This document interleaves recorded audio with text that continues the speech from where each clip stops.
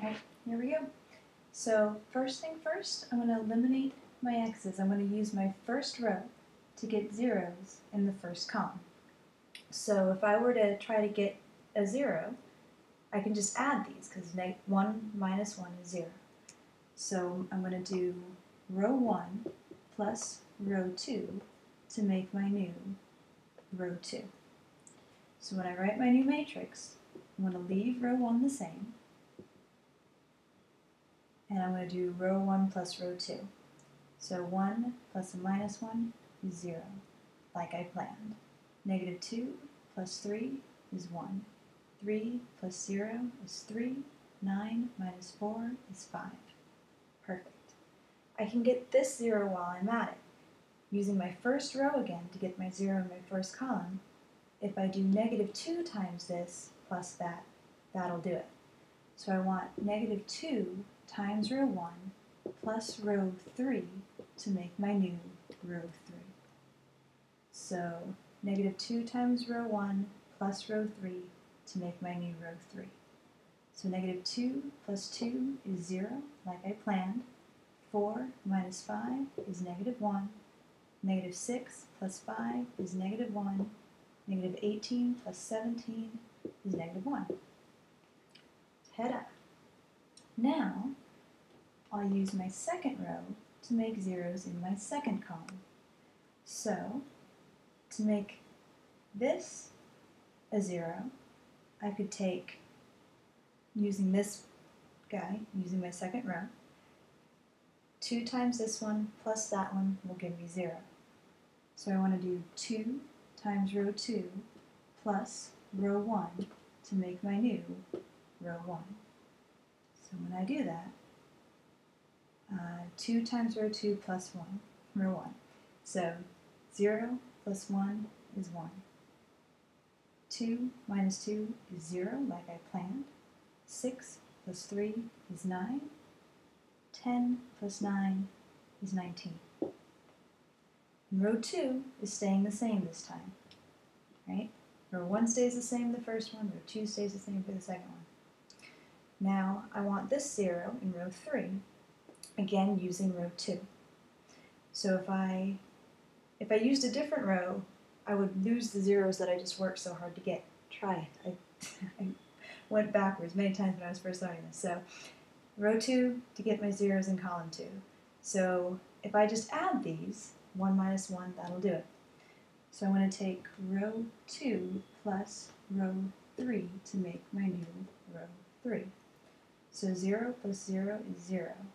1 minus 1 is 0, like I planned.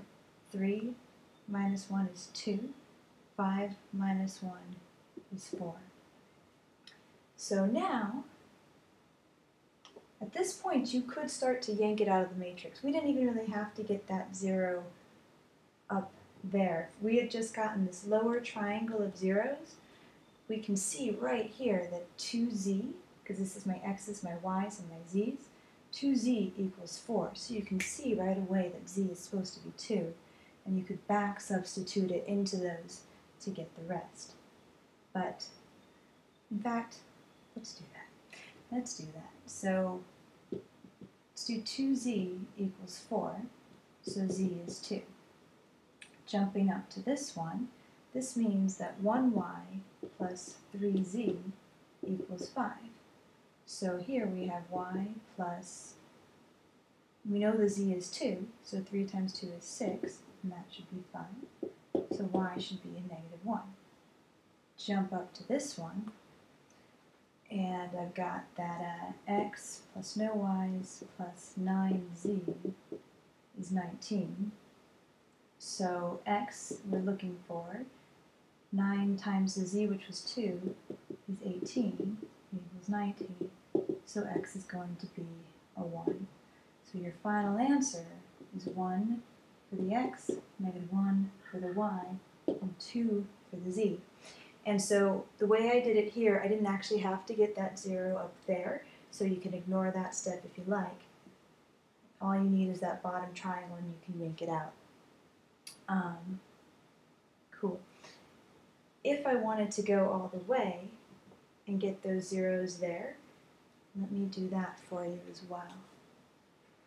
Let's see.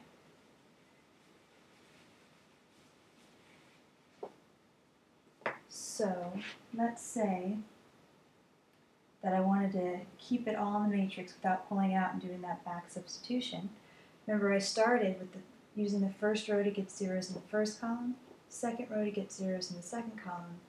Now I'll use the third row to get zeros in the third column. So to do that, I'm actually going to simplify this bottom row to make it easier. Totally a legal move to divide an entire row by a scalar. So if I divide this whole row by 2, I'll get a 1 and a 2. That makes it easier, because now to get this top guy to be a 0, I can just multiply this guy by -9 and add it to that. So I'm going to do -9 times row 3 plus row 1 to make my new row 1. So -9 times row 3 plus row 1. So 0 plus 1 is 1. 0 plus 0 is 0. -9 plus 9 is 0, like I planned. -18 plus 19 is 1. So there's that. We'll do the same idea to get this guy to be a 0 using this third row. So if I do -3 times row 3 plus row 2, that'll do it. -3 plus 3 will be 0. So I need -3 times row 3 plus row 2 to make my new row 2. So 0 plus 0 is 0. That stays.